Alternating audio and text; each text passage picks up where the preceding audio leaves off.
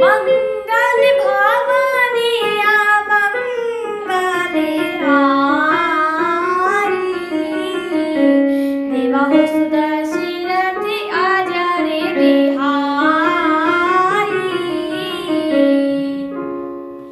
जय श्री राम। आदरणीय जनों को मेरा प्रणाम। स्वागत है आप सभी लोगों का मैं इस विशेष श्रृंखला में जिसमें मैं श्री रामचरितमानस का पाठ कर रही हूँ, उनके भावार्थ सुना रही हूँ। आज मैं चौपाई क्रमांक 27 से दोहा क्रमांक 29 तक गाऊंगी और उनके भावार्थ सुनाऊंगी। आइए प्रारंभ करें।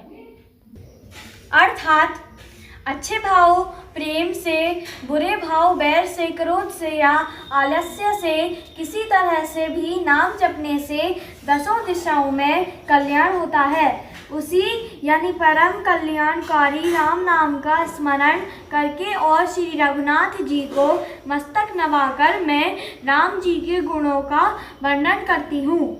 वे श्री राम जी मेरी बिगड़ी तब सब तरह से सुधार लेंगे, जिनकी कृपा करने से नहीं अघाती।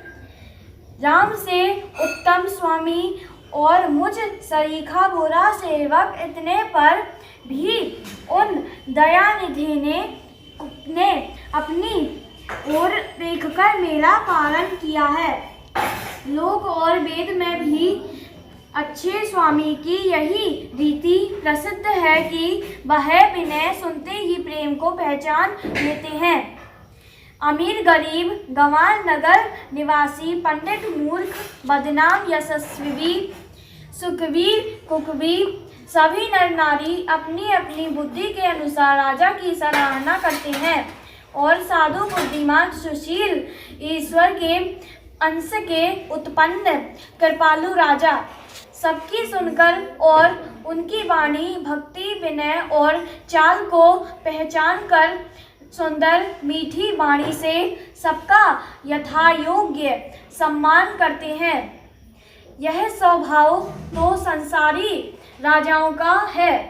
कौशलनाथ श्री रामचंद्र जी तो चतुर शिरोमणि हैं। श्री राम जी तो विशुद्ध प्रेम से ही रीझते हैं, पर जगत में मुझसे बढ़कर मूर्ख और मलिन बुद्धि और कौन होगा। तथापि कृपालु श्री रामचंद्र जी मुझ दुष्ट सेवक की प्रीति और रुचि को अवश्य रखेंगे।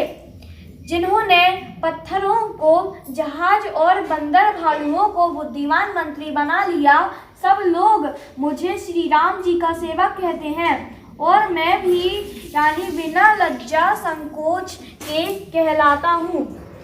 कहने वालों का विरोध नहीं करता। कृपालु श्री राम जी इस निंदा को सहते हैं कि श्री सीतानाथ जी जैसे स्वामी का तुलसीदास सा सेवक है। यह मेरी बहुत बड़ी ठठाई और दोष है। मेरे पाप को सुनकर नरक ने भी नाक सिकोड़ ली, अर्थात नरक में भी मेरे लिए ठौर नहीं है। यह समझकर मुझे अपने ही कल्पित डर से डर हो रहा है, किंतु भगवान श्री रामचंद्र जी ने तो स्वप्न में भी इस पर यानी मेरी इस ठठाई पर और दोष पर ध्यान नहीं दिया। वरम मेरे प्रभु श्री रामचंद्र जी ने तो इस बात को सुनकर, देखकर और अपने सुचित्त रूपी चक्षुषों से निरीक्षण कर मेरी भक्ति और बुद्धि की उल्टे सराहना की, क्योंकि कहने में चाहे बिगड़ जाए, अर्थात मैं चाहे अपने को भगवान का सेवक कहलाता हूँ, परंतु हृदय में अच्छापन होना चाहिए। हृदय में तो अपने को उनका सेवक बनने योग्य नहीं मानकर पापी और दीन हो ही बनता है। यह अच्छापन है। श्री रामचंद्र जी भी दास के हृदय की अच्छी स्थिति जानकर रीझ जाते हैं।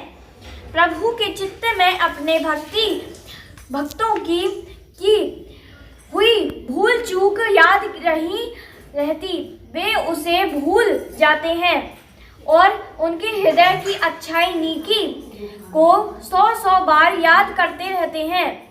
जिस पाप के कारण उन्होंने बाली को व्याध की तरह मारा था, वैसी ही कुचाल फिर सुग्रीव ने चली।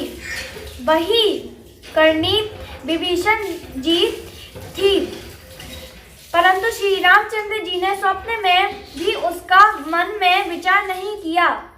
उल्टे भरत जी से मिलने के समय श्री रघुनाथ जी ने उनका सम्मान किया और राजसभा में भी उनके गुणों का बखान किया। प्रभु श्री रामचंद्र जी तो वृक्ष से नीचे और बंदर डाली पर अर्थात कहाँ मर्यादा पुरुषोत्तम सच्चिदानंद घन परमात्मा श्री राम जी और कहाँ पेड़ों की शाखाओं पर कूदने वाले बंदर, परंतु ऐसे बंदरों को भी उन्होंने अपने समान बना लिया। तुलसीदास जी कहते हैं कि श्री रामचंद्र जी सुरीखे शील निधान स्वामी नहीं कहीं भी नहीं है। हे श्री राम जी, आपकी अच्छाई से सभी का भला है, अर्थात आपका कल्याणमय स्वभाव सभी का कल्याण करने वाला है। यदि यह बात सच है तो तुलसीदास का भी सदा कल्याण ही होगा। इस प्रकार अपने गुण दोषों को कहकर और सबको फिर से नवाकर मैं श्री रघुनाथ जी का निर्मल यश वर्णन करती हूँ, जिसके सुनने से कलयुग के पाप नष्ट हो जाते हैं। जय श्री राम। धन्यवाद। जय सिया राम।